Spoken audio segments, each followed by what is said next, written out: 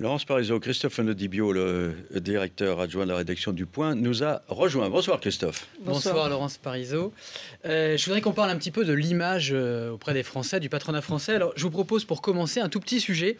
On est allé interroger quelques personnalités du monde politique sur la perception qu'ils avaient du patronat et je voudrais que vous me disiez ce que vous en pensez. On regarde ça. Ce que j'ai envie de dire, moi, à Madame Parisot, c'est à quand une voix nationale du MEDEF moins clanique, moins dogmatique, plus en phase avec les réalités des petits, moyens patrons sur le terrain. Quand j'entends certains discours politiques, un chef d'entreprise est forcément antisocial, forcément il rêve de licencier, je crois qu'il faut arrêter de caricaturer. Je pense qu'ils ont besoin aujourd'hui qu'on rappelle quand même qu'ils sont indispensables à l'économie. Je fais plus confiance, même si ça peut surprendre, aux adhérents du MEDEF pour créer des emplois qu'au budget de l'État pour les créer, mais pas toujours pour les financer. J'ai d'abord l'image des chefs d'entreprise, des petites et moyennes entreprises que je croise dans ma circonscription, avec qui je travaille, qui, je dirais, travaillent dans l'intérêt général.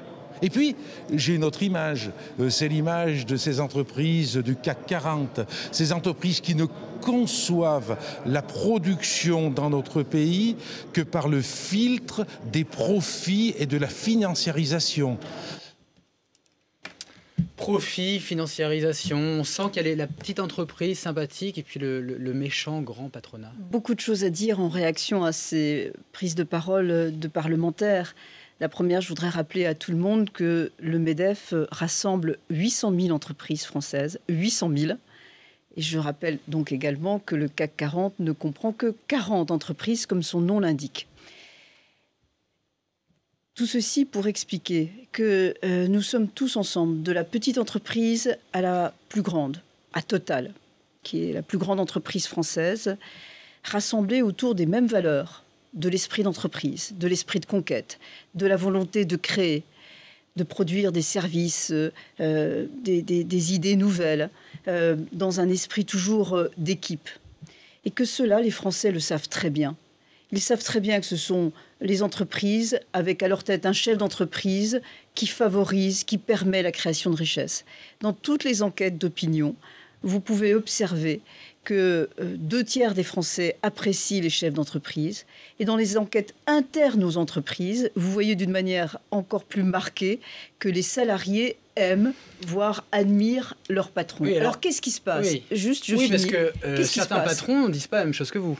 Qu'est-ce qui se Stéphane passe? Richard, PDG de France Télécom, se plaint d'une mise à l'index permanente. Et il n'a pas tort, Ouais. parce que ce qui se passe, c'est que ce sont les politiques qui adorent organiser le mauvais tam-tam contre les entreprises ou les chefs d'entreprise. Il y a un complot contre les chefs d'entreprise, Alors, un écoutez, complot politique. je ne suis pas dans la paranoïa du complot, mais c'est très clair que les élus, trop souvent, de droite comme de gauche, quand ils s'expriment au niveau national, parce que d'ailleurs, quand ils prennent parole dans leur circonscription, les choses sont toujours très différentes. Mais souvent, au niveau national, ils cherchent à désigner le chef d'entreprise, le patron, comme le bouc émissaire de tous les maux de notre pays, ou moi je dirais comme le bouc émissaire de leur propre impuissance. Parce que la situation économique va mal, c'est la faute des patrons. Parce que le chômage augmente, c'est la faute des patrons. Alors que nous considérons que c'est parce qu'il n'y a pas une politique économique suffisamment pro-entreprise pour permettre de réduire le chômage, etc. Mais au fond, moi, je tiens à vous dire que dans mes contacts avec le grand public, ou plus encore dans mon contact qui sont très fréquents avec les nouvelles générations, je vais dans les universités.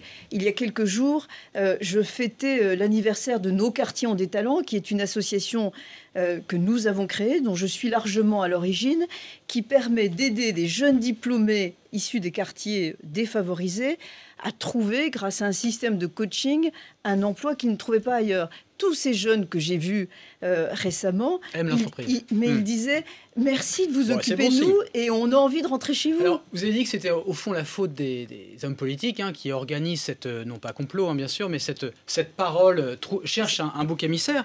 Vous-même, vous avez accusé Arnaud Montebourg, le ministre du redressement productif, que vous trouviez pourtant sexy, c'était votre mot, quand il avait posé en marinière Made in France. Vous avez dit dit qu'il s'attaquait aux familles entrepreneuriales françaises. C'est grave comme accusation. J'étais très étonnée de voir que Arnaud Montebourg avait eu des propos inadmissibles à l'égard de la famille Peugeot au mois de juillet. Et puis là, quand il s'agit de ArcelorMittal, là encore, il a eu des propos à l'égard de la famille Mittal.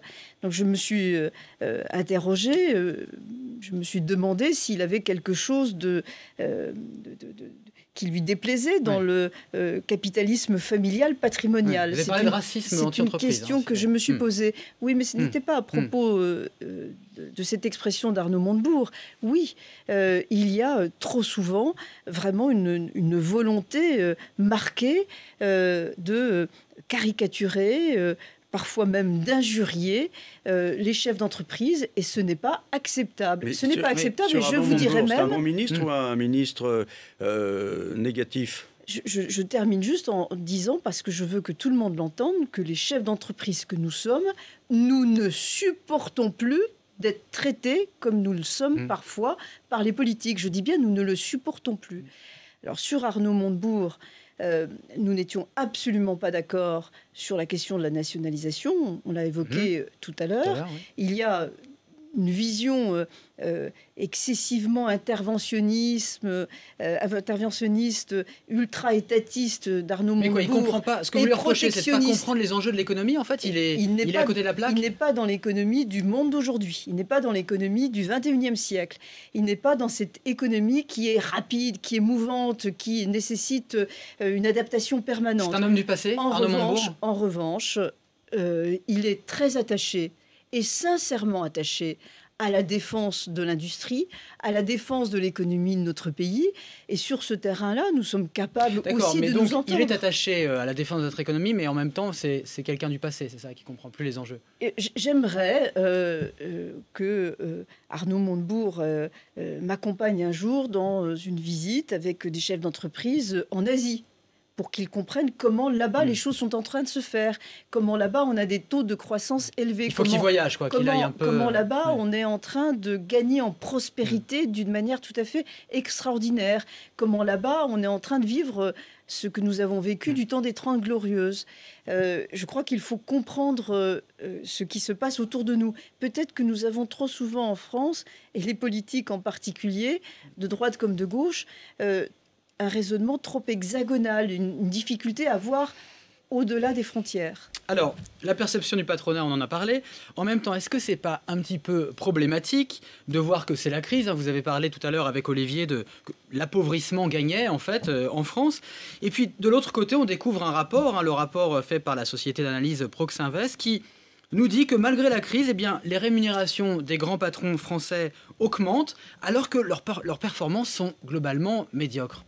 Alors d'abord, je ne vais pas être trop longue sur le rapport de Proxinvest, mais je tiens à dire rapidement en passant que la méthodologie est contestable, et surtout, la façon dont ce cabinet rend public ces conclusions, qui sont troublantes pour beaucoup, est tout à fait invraisemblable. C'est-à-dire que vous avez un communiqué de presse, mais vous n'avez pas le rapport. Je ne sais pas si vous l'avez, mais moi, je ne l'ai pas. Donc, je ne peux pas étudier exactement ce qu'a fait Proxinvest. Et vous pensez qu'il est biaisé ?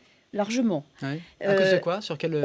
Par exemple, il y a une moyenne qui est donnée. Cette moyenne inclut le cas particulier d'une personne qui fait que ça augmente incroyablement la moyenne.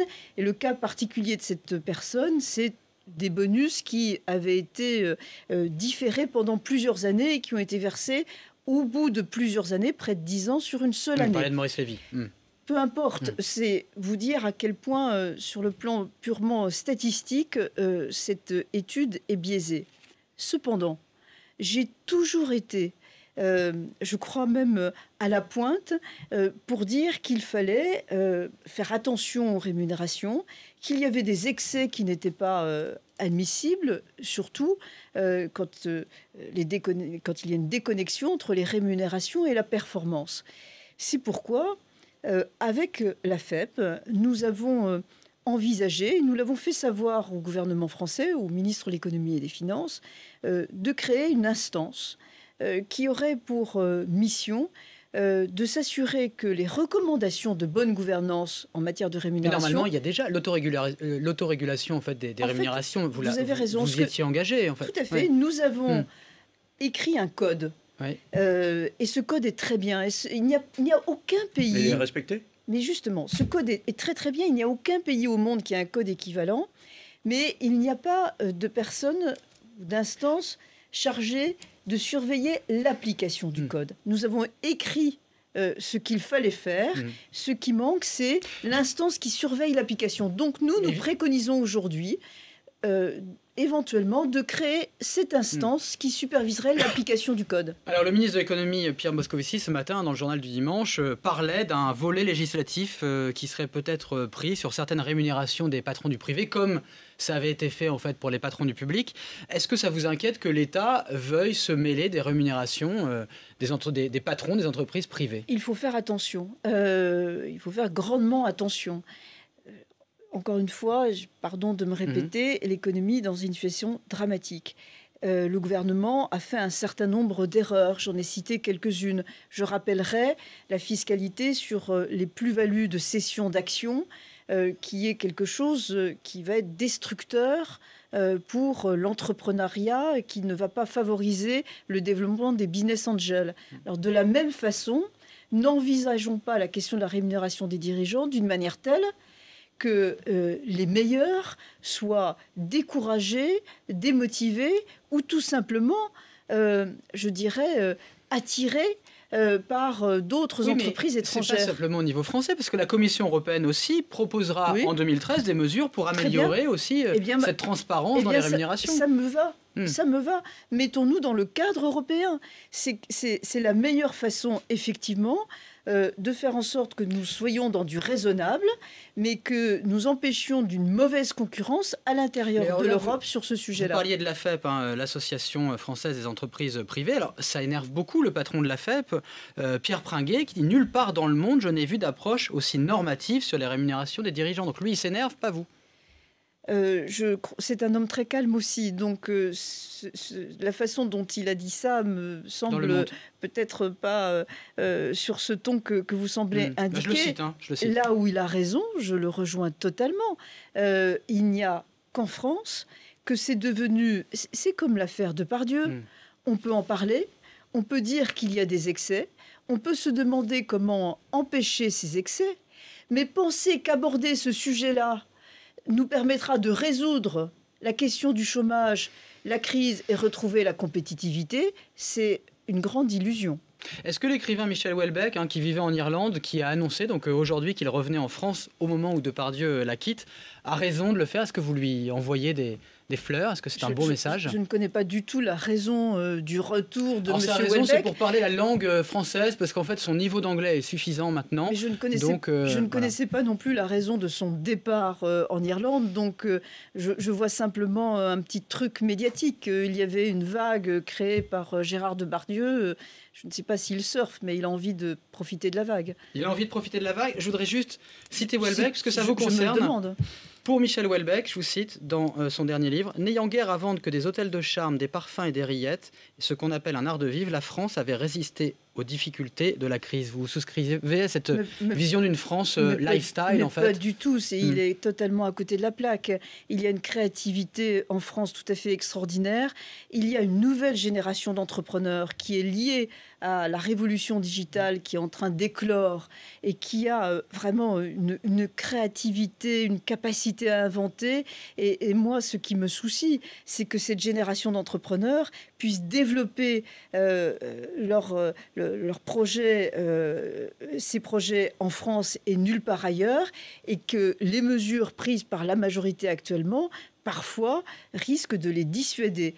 Mais savez-vous, par exemple, qu'il y a 2 entreprises françaises qui vont être primées, qui vont recevoir un prix dans quelques mois à Las Vegas, dans ce grand show de l'électronique de Las Vegas. C'est 2 entreprises françaises qui vont être primées.